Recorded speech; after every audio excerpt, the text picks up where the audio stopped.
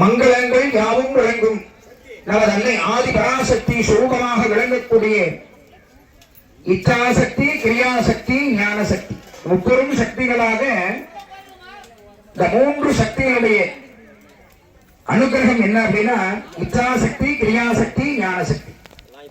மலைமகள் என்று சொல்லப்படக்கூடிய வீரத்திற்குரிய பார்வதியும், அலைமகள் என்று சொல்லக்கூடிய செல்வத்திற்குரிய மகாலட்சுமியும், ஞான சக்தி என்று சொல்லக்கூடிய கல்விக்கு வித்தாக விளங்கக்கூடிய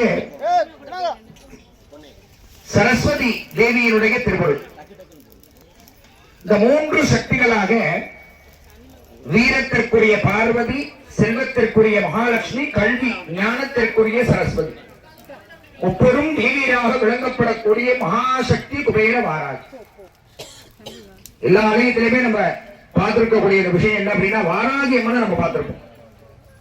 இந்த அற்புதமான ஒரு ஆலயத்தினுடைய சிறப்பு என்ன அப்படின்னா மகாசக்தி குபேர. மகாசக்தி அப்படின்னு சொல்லக்கூடியவள் அனைத்து விதமான தேவைகளையும் பூர்த்தி செய்யக்கூடியவள். இந்த ஆலயத்திற்கு எதை நோக்கி இன்னைக்கு இந்த வழிபாட்டிற்காக இங்க வந்திருக்கோமோ அந்த தேவையை பூர்த்தி செய்யக்கூடிய வழிபாடாக இந்த ஆலயத்தில் இருக்கக்கூடியவர் ஸ்ரீ வாராகி அம்மன் இந்த இடத்துல மகாசக்தியாக இருக்கிறார்.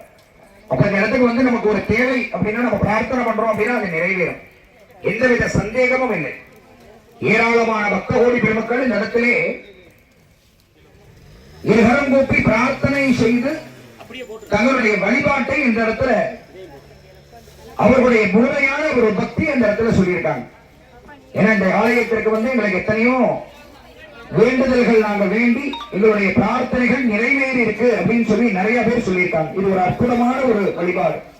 இந்த பஞ்சமி தினத்தன்று நாம் செய்யப்படக்கூடிய வழிபாடு. ஒரு மாதத்தை 2 முறை சுக்லபக்ஷம் ரத்தபக்ஷமாக 2 முறை வளர்பிறையாகவும் தேய்பிறையாகவும். இந்த வளர்பிறை என்பது வளர்ச்சிகளுக்குரியது. தேய்பிறைனா நம்ம எல்லாருமே தப்பா நினைக்கிறோம். என்ன அப்படின்னா கஷ்டங்கள் தேயும், துன்பங்கள் தேயும், துயரங்கள் தேயும், இதெல்லாம் நம்மை விட்டு விலகும் என்பதுதான் அறிவியும். தேய்பிறைனா எல்லாரும் என்ன சொல்லுவாங்க, சாமி ஒரு நல்ல வளர்பிறை நாளா பார்த்து சொல்லுங்க. எல்லாருமே சொல்லக்கூடிய விஷயம் என்ன அப்படின்னா வளர்பிறை தான் வளரும், தேய்பிறை வளராது அப்படிங்கிற. தேய்பிறைகள் என்ன அர்த்தம் அப்படின்னா அனைத்து விதமான கஷ்டங்களும் நம்முடைய துன்பங்களும் தேய்ந்து போகுதுதான் இந்த தேய்பிறை நாட்கள். அற்புதமான ஒரு நாள் தான் இந்த தேய்பிறை நாட்கள் அப்படின்னு சொல்றோம். அதுல எல்லாருக்குமே விஷயம் தெரியும் என்ன அப்படின்னா காதி கும்பல ஏன் வளர்பிறை அஷ்டமி பிரசித்தி ஆகல, தேய்பிறை அஷ்டமி தான் விசேஷம். அதுதான் ரொம்ப விசேஷமான பலனை தரக்கூடியது. அதனாலதான் தேய்பிறை அஷ்டமி ரொம்ப சிறப்பா கொண்டாடுவாங்க. அதுபோலதான் நம்ம ஆலயத்துல தேய்பிறை பஞ்சமி அப்படின்னு சொல்லக்கூடியது விசேஷம். அம்பாளுக்கு பஞ்சமிகளும் மிக உயர்ந்தது. அதுலேயும் இந்த தேய்பிறை பஞ்சமி நாட்கள் மிக விசேஷமான ஒரு வழிபாடுக்குரிய நாளாக கருதப்படுகிறது. அப்ப நம்மளுடைய கஷ்டங்களும் துன்பங்களும் தேய்ந்து போகட்டும் அப்படிங்கிறதா நம்மளுடைய பிரார்த்தனை. அப்ப வளர்பிறை என்பது வளர்ச்சி, நம்மளுடைய வளர்ச்சியை குறிப்பது வளர்பிறை. அப்படி ஒரு அற்புதமான நாட்களாக சுக்லபக்ஷம் கிருஷ்ணபக்ஷமாக அதே கிருஷ்ணபக்ஷத்திலே தேய்பிறையாக கொண்டாடப்படக்கூடிய வழிபாடு மிக சிறப்பு மிக்கது. நீங்க எல்லாருமே இந்த இடத்துல வந்திருக்கோம். மிக அற்புதமான ஒரு நாள் இந்த சித்திரை திங்கள் அப்படின்னு சொல்றோம். இந்த சித்திரை மாதத்துல மிக அற்புதமான வருடப்பிறப்பிலே முதல் பஞ்சமியாக நாம கொண்டாடக்கூடிய பஞ்சமி தேய்பிறை நமக்கு அமைஞ்சிருக்கு. அப்ப இந்த வேண்டுதலுக்காக எத்தனையோ பேர் நம்ம ஆலயத்தை நோக்கி வந்திருப்போம். படிக்கின்ற மாணவர்கள் இன்னைக்கு எல்லாரும் பரீட்சையில எழுதிப்பாங்க. அப்ப நம்மளுடைய நோக்கம் பெற்றோருக்கு என்ன ஒரு மிகப்பெரிய செல்வம் அப்படின்னா பிள்ளைங்க நல்லா படிக்கணும். அப்ப தாயின் கருணையால இந்த வாராகி அம்மன் மகாசக்தி குபேர வாராகி, அதுல பேரை பாருங்க, மகாசக்தி வாராகி கிடையாது, மகாசக்தி குபேர வாராகி. அப்படின்னா குபேரன்னா எல்லாத்தையும் தரக்கூடிய செல்வம்னா காசு பணம் மட்டும் கிடையாது, நிறைவு தான் மிகப்பெரிய செல்வம். ஒரு மன நிறைவு, ஒரு மனிதருக்கு மிகப்பெரிய மன நிறைவு தான் மிகப்பெரிய செல்வம் அப்படிங்கிறோம். ஒவ்வொருத்தருக்கும் ஒவ்வொரு மன நிறைவு. இன்னைக்கு வந்திருக்கக்கூடிய பெற்றோர்களுக்கு தங்கள் பிள்ளைகள் நல்ல மதிப்பெண் எடுக்கணும், அது மன நிறைவு. திருமணம் ஆகாத கன்னியர்கள் ஆண்கள் பெண்கள் யாராக இருந்தாலும் அவர்களுக்கு திருமணம் நடைபெறணும், அது மிகப்பெரிய செல்வம், அதுதான் மன நிறைவு. திருமணமாகி குழந்தை இல்லாதவர்களுக்கெல்லாம் சற்புத்திரர் என்று சொல்லக்கூடிய குழந்தை பிறக்க வேண்டும், பிறக்கக்கூடிய ஒவ்வொரு குழந்தையும் நல்ல குழந்தையா பிறக்கும், அதுதான் மிகப்பெரிய செல்வம், மன நிறைவு. அப்போ ஒருவருடைய மன நிறைவு எப்படி இருக்கணும் அப்படின்னா இந்த கோவிலுக்கு வரும், வேண்டுதல் வைக்கும், அடுத்த நிமிஷம் இதை நிறைவேறணும் அப்படிங்கிறது நம்மளுடைய ஒரு பிரார்த்தனையா இருக்கு. ஆனா எல்லாரும் புரிஞ்சுக்கக்கூடிய ஒரு விஷயம் என்ன அப்படின்னா, இன்னைக்கு நம்ம வேண்டக்கூடிய அத்தனை வேண்டுதல்களும் பிரார்த்தனைகள் அனைத்துமே நம்மளுடைய கர்மா. இந்த கர்ம வினைப்படிதான் நம்ம இன்னைக்கு இந்த இடத்துல உட்கார்ந்து இருக்கோம். அப்போ அந்த கர்மாவை நிவர்த்தி செய்தால் எல்லாமே நல்லது நடக்கும்.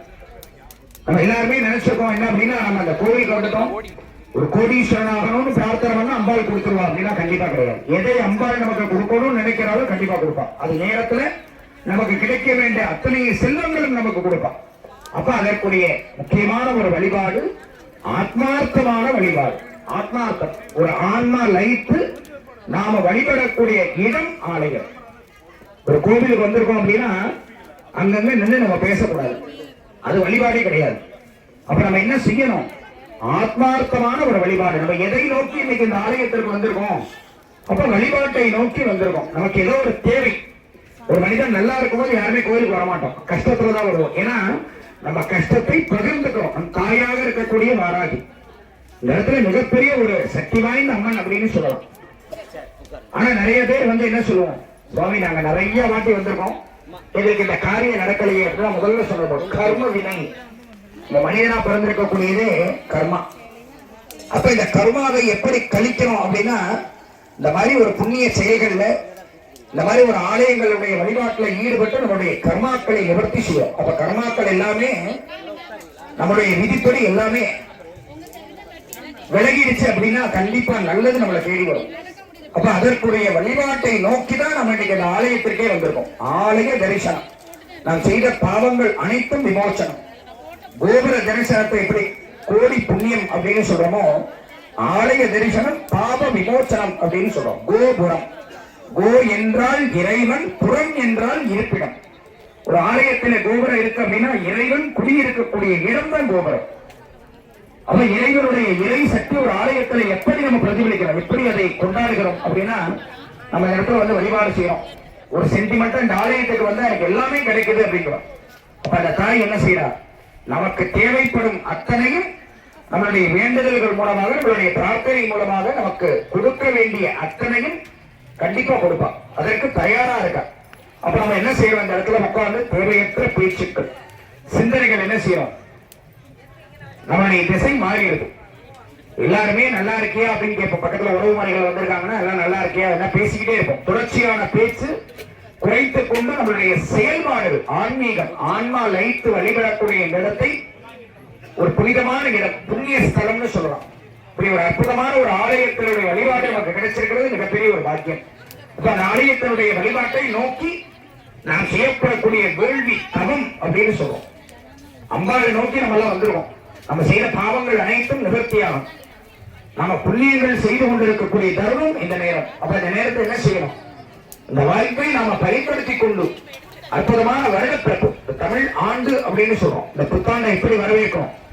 முதல் பஞ்சமியாக தேய்பிரை பஞ்சமி. கஷ்டங்கள் தேயட்டும், துன்பங்கள் தேயட்டும், துயரங்கள் தேயட்டும். நம்ம படக்கூடிய அத்தனை கஷ்டங்கள் எல்லாம் நம்மை விட்டு தேய்வதற்கான, விலகுவதற்கான அற்புதமான ஒரு வழிபாடாக இந்த பஞ்சமியினுடைய வழிபாடு.